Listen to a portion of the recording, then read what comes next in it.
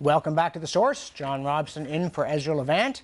And joining me now is the host of Sun News Network's Byline, Brian Lilley, to talk about religious harmony in Montreal, or possibly a dangerous ersatz version of it. Brian, there's this conference coming up where a number of religious leaders and analysts will be talking about faiths getting along, and also it is hoped they'll pass 3 resolutions, including one saying that violating the sanctity of any scripture violates all religions. And the problem is the Dalai Lama is going, so is Tarek Ramadan. Then they're going to sit around a campfire with a 12-string guitar and some felt banners and sing Kumbaya. Well, that's the impression. The problem is, if this resolution is passed, some people, including Tarek Fatah, think it will be used by Islamists to treat any intelligent analysis of Islam and its possible discontents as hate speech.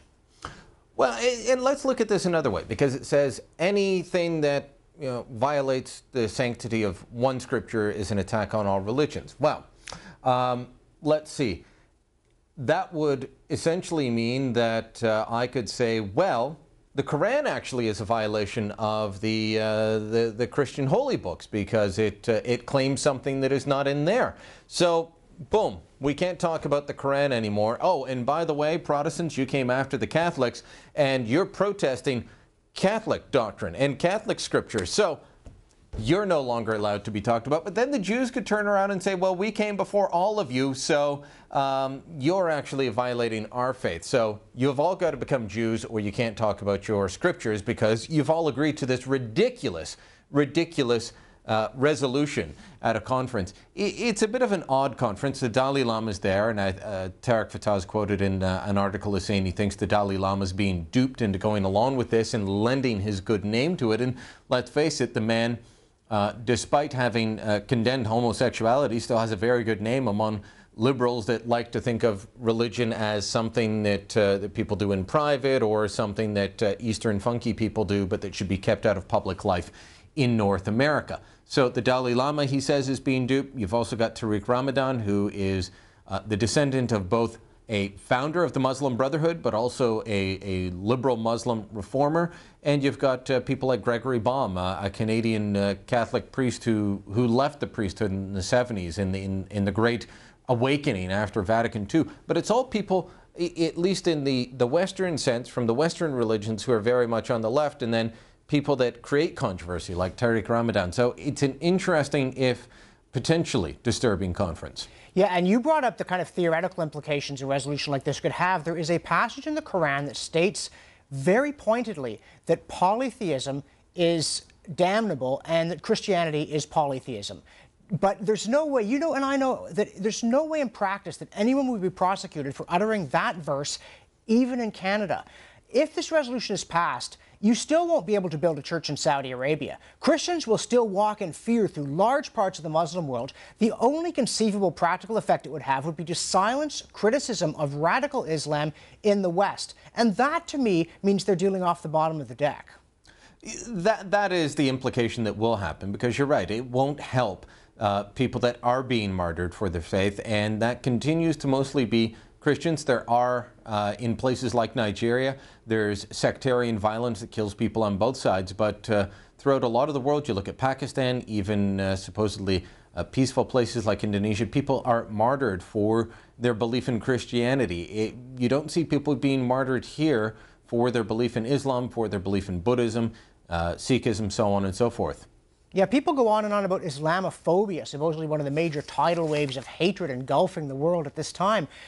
Why doesn't somebody like Ramadan come here and talk about Christianophobia in the Muslim world? If he were an honest man, would he not want to do this? It seems to me he would. Well, let's put it to them at the conference then and see if they do. But I wouldn't hold your breath, John, because we've seen this at similar attempts through the organization of the Islamic Conference at the United Nations to try and make it I don't know, against UN law to criticize Islam. But again, the same thing wouldn't hold true. It wouldn't go in reverse towards other religions. It's come close at the United Nations to this gaining support, and that itself is, in itself is frightening.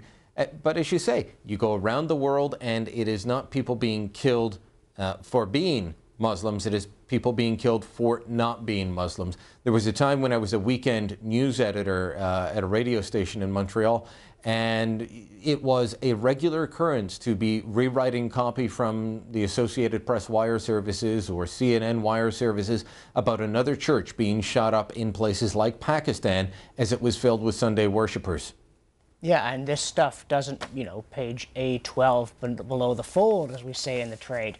Or how about getting some, and anybody can do this, you can go to MEMRI, the Middle East Media Research Institute, and look at the kind of stuff that's on the Palestinian Authority TV about Jews and about Zionism, as well as the kind of cartoons and commentary about Jews throughout the Middle East. Why doesn't Tarek Ramadan have something to say about that? Well, he likely wouldn't.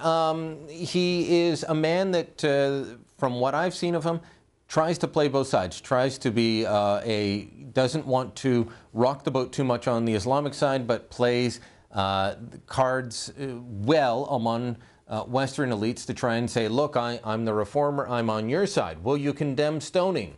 No. He did that in a debate with Nicolas Sarkozy, who was yet to be French president in, I think, 2003 when the debate happened. So he wouldn't condemn that.